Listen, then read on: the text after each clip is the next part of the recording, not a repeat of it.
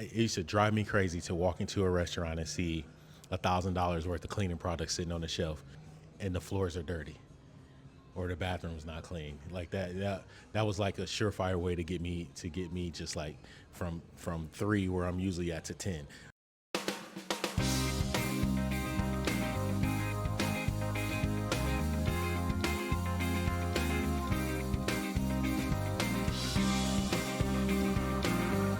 All right, there we go. Welcome back to another episode of Pizza King Podcast.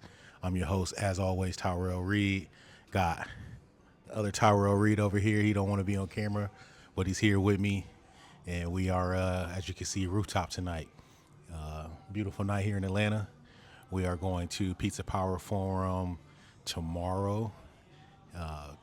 And for the next couple of days, we'll be over at Pizza Power Forum. But I wanted to come back and record. I did a 5-minute session the other day, or a takeout tip, talking about cheese costs and, really controlling cheese to control your profit.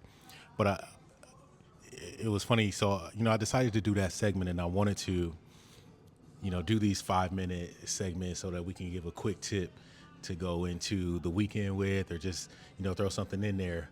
But it was funny. I had my 5 minutes planned out. I started talking, and by the time I finished recording the other day, I was already at like 16 minutes. So I had to cut out so much of that rant, really, more than anything. I had to cut out so much of that rant in order to get it down to the time limit that, the 5 minutes. So I thought I'd come back here today and just kind of go a little bit deeper and just kind of give you, ways of saving and making more money without sacrificing the quality of your product, and without sacrificing more of yourself, without sacrificing the integrity of your business.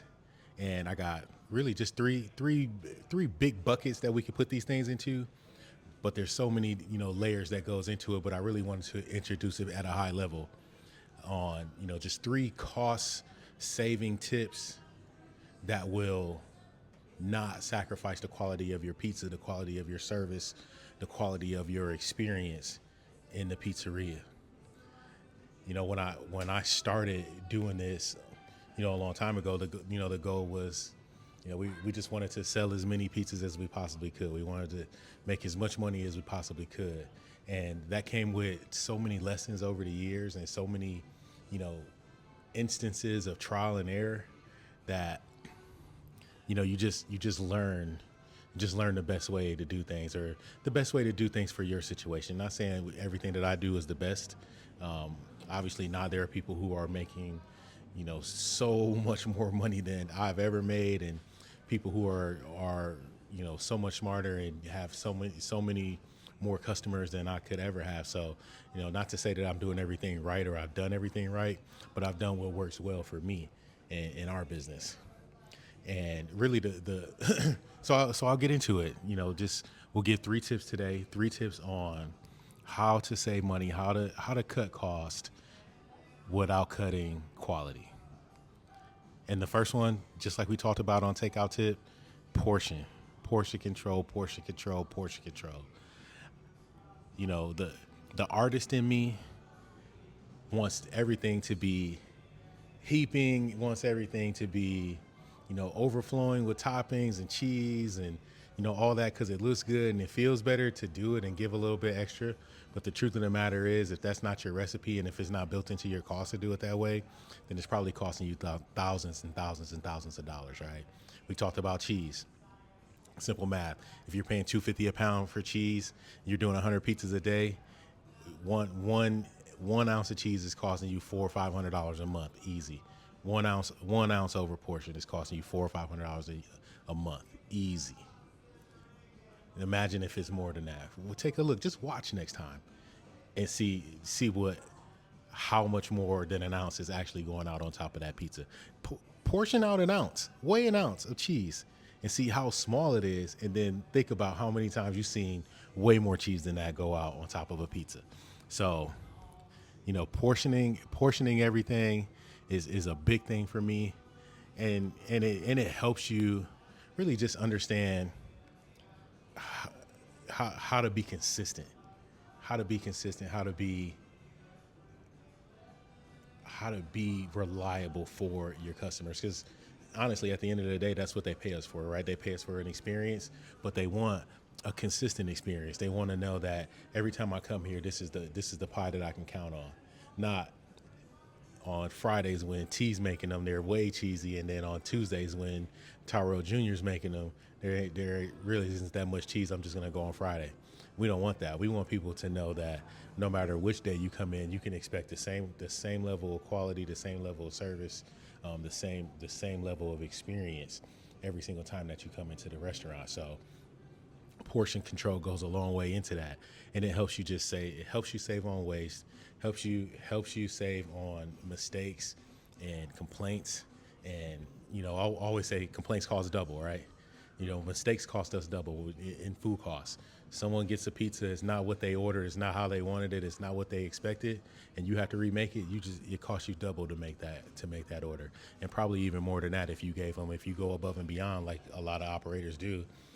Someone complains, they're going to get a refund, they're going to keep that food, and then we're going to give them some more food. That's way more than double. That's way more than double. So, just keep that in mind when thinking about how you set up your portions. Definitely encourage you to spend the time, go through the exercise of determining what is the right amount of ingredients for each item. It's going to be very important for your business. Okay, second tip, and we'll just get through these all. Second tip is going to be order smart. Order smart. Order smart. Don't over. I mean, it's easy to over order, and it's also easy to under order if you're really tight on the purse strings. I remember, back in the day, just thinking my restaurant was a warehouse, and we're trying to fill it to the max. The walk-in cooler is full. We got the shed full of boxes. We got all of our every inch of that place is full with product because we were on terms. We had 14-day terms, so it's like, hey, stock up, so that we can get through it. But that wasn't a smart way to do it, because those dollars aren't doing us any good just sitting on the shelves. You know what I mean? And you're getting closer to expiration dates, and shelf life is expiring. You really want to have an efficient system for moving product in and out, first in, first out. You want to make sure that you are efficiently moving through your product to give the highest quality, because it's at its freshest point or whatever that may be. You want to make sure that you're thinking about those things as you're ordering. You don't want to have 6, 7, 8 weeks worth of inventory on hand when we're ordering every week. It makes no sense to do that. I used to go crazy over chemicals. Like it used to drive me crazy to walk into a restaurant and see $1,000 worth of cleaning products sitting on the shelf, and the floors are dirty, or the bathroom's not clean. Like that was like a surefire way to get me just like from 3, where I'm usually at, to 10. Like, come on, you got somebody's whole month of paychecks sitting on your shelves and cleaning products, and you ain't even using them, and you can't even afford to pay somebody to do it. Like, come on, that's just not smart business. And the same thing with food. Look, I love all my vendor partners, and I love all of the suppliers. We're gonna meet a lot of them here this week. I appreciate all of the things that they do to keep us all open and keep product on our shelves and product going out of our doors. However, they're going to make money no matter what. It's not our job to make sure they don't care how much they want us to order, as much food as possible. They don't care if it expires and we run past shelf life. They don't care, because they just want us to order and pay, because it's not our job to make them money. They're going to make money no matter what. It's our job to make sure that we're taking care of our businesses and that we're making money. So what I'm telling you is that, look, leave that shit at the warehouse. Let them get it to you as you need it. Set up a simple benchmark, whether it's a par sheet or an inventory count, something easy, something that you can actually execute, so that you're not running out of product that you need, and B, having a ton of product that you don't need, because both of them cost you money. So simple par sheet. What's on hand? What do we need? Not this is how we order. Very, very easy. Usually takes, I would tell someone if we're going to put in an inventory program, um, if I'm gonna install an inventory, program or system with somebody I'm working with, I'm gonna tell you it's gonna take us 3 to 4 weeks to really understand your inventory levels, set up your par sheets and your par levels, and get you to a point where you can count and order every single week. It takes a couple of weeks to really settle into it because inventory fluctuates, and if you never count it, then there's just gonna be some discrepancies there, that you need to work to. But give yourself a good 3 or 4 weeks. Count every single week. Start to measure that against your sales, and then understand how you need to set up your par levels. I can help you with that if you need help. All right, and the last one is schedule your labor efficiently. Don't overschedule when you don't have to. So it's it happens a lot too. You are shorthanded when you need people, and you're overstaffed when you don't. Both of them are costing you money. Both are costing you money. Overstaffed when it's off peak, you're just burning labor. Thousands of dollars. Just like the cheese costs. An extra hour, cutting 10 hours off a schedule every week adds up to a whole lot of money. Cutting, being able to trim 15 hours, a week, not from a person, but as a whole, makes a huge difference. Understanding where your labor goes and where your labor is needed is important. So just some tips for being efficient with your schedule. Hey, schedule peak. Schedule your people for peak times. Stagger in. Don't bring everybody in at 4 o'clock. Bring somebody in at 4. Bring somebody in at 4:30. Bring somebody in at 5.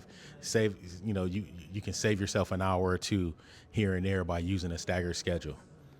Cross training is big. Having a delivery driver that can answer phones or make a sandwich or a salad is key. Having a cashier that can cut pizzas starts to help you save on these different things. Use technology. There's apps like 7 Shifts, hot schedules, things like that help you schedule more efficiently. Very, very simple tools to use, but very effective tools. Yes, they come at a cost, but that cost is way less than what you're spending in labor right now because you don't know how to, not because you don't know, but because you haven't been able to efficiently manage the schedule. And it's fine. So use technology. Do things like staggered in, staggered outs. Start to cut people when it's slow. Bring people in a little bit later if your seasons start to change. I'm in Florida. We start to see our business is very seasonal. So we know that we need to be heavy in the winter, and we can peel back a little bit in the summer where we are, because people start to travel and they migrate around. If I was in a beach town and I had tourists coming in the summer, that's when I know I need to ramp up my staff. But in the winter, I'm running lean and mean. So understanding when you need people and how to put those people on the schedule is going to be another super, super critical piece to saving your money without sacrificing quality and without sacrificing service. So labor is all about service. Quality is service. Having the right people on at the right times really plays a huge factor into the customer experience. So make sure you're thinking about that as you're building out these tools and as you're building out these things, to help you save some money in your business. So, those are the 3 things. 3 super simple things that can save you thousands of dollars without sacrificing the quality of your business. Portion control, efficient ordering, smart ordering, and efficient scheduling. One thing I didn't say too, when we were talking about portion control, I'm big on prep, right? So prep is one of those things. It really kind of ties into portion control and smart ordering. So prep is a big thing, right? When it comes to managing a shift, really setting yourself up for success. One of the things that I found that was just super effective when it came to managing our time and not taking the staff off task when we're in peak was prepping for the line. And that was something that I learned at Fuzzy's. Like everything that we prep was for the line. Like we didn't so you see kind of a few different ways. Some people like to batch prep. Like we're prepping into big containers, and then we come and we pour this into there, or we're gonna fill up the cheese from the big bin into the little bin, or we're gonna take onions from the Cambro and get them into the 6-pan for the line. I don't like that. We prep for the line. So if we're cutting onions, we're cutting onions and we're prepping them into 6-pans right from the time we cut them, and then we're labeling, we're stacking so we can just go. If we're cheese, we're cutting the cheese directly into the full pans so that we can just throw it in the line and we can keep it going. We don't have to stop what we're doing, go here, put this into another, take it from one container, put it in that container, and that, because you know what that creates? It creates wasted time. It also creates wasted food, because what happens? All that cheese isn't gonna make it into that bin. All that sauce isn't gonna get there. There's always gonna be a little bit of residual, or someone's gonna get lazy, or something's gonna happen. No, we prep for the line, we run out, we throw another one in, we go. Very, very efficient way to just use the hours wisely, especially off-peak time. Use those hours wisely and maximize our time, our time and efficiency on the line. That's another big one, like just being efficient on the line, having the right people in the right place. So that's all I got for you today. I'm your host, Tyrell Reed. Remember, we're going to run some great shops. Go think about some of those tips that we put out there today. I'm going to come back next week and tell y'all everything that we learned here at Pizza Power Forum. We'll get some good content. Hopefully we'll try to get like some quick fire interviews, things like that. Just some of the operators that we run into out here, and we're going to enjoy the week. I got the kids here with me. He ran. But it's going to be a lot of fun here in ATL. So with that being said, listen, go check out TyrellReed.com. This episode is sponsored by Tyrell Reed. Go check it out. Get that free new store opening checklist. Go look at some of the other tools. We got books. We got courses. We got everything popping off there. Join the Pizza Pro Circle. That's our private group on Facebook. We're sharing content there. We're really starting to ramp that up. Follow me on LinkedIn. I've been doing a lot of stuff there. And if you know anybody that's looking to come and tell their story, their pizza story, their business story, send them my way. Let's bring them on the podcast. Let's hear those stories. And to everyone else, I appreciate you listening. Go leave those reviews. Thank you to everybody that's left a review. Paul, my guy out in Wisconsin, appreciate you. You should get your package here real soon. You know where else we've been getting a lot of love? What did I say the other day? It was not Kansas. Has been showing that we've been getting Kansas too, but Sweden. Yeah, we got love in Sweden. Indianapolis, Indiana has been showing us so much love. #1 city for podcast downloads. Indianapolis, or really the greater Indy area. A lot of love out there. So tap in with me. Send me a message. Text me. DM me. Send me an email. info@tyrellreed.com. But as always, I appreciate all you guys for listening to this show, for being supporters of us. We're going to be here every week. Can't wait to come back next week. We got another takeout tip on Friday. So, until then, y'all be safe. Pizza King, we out.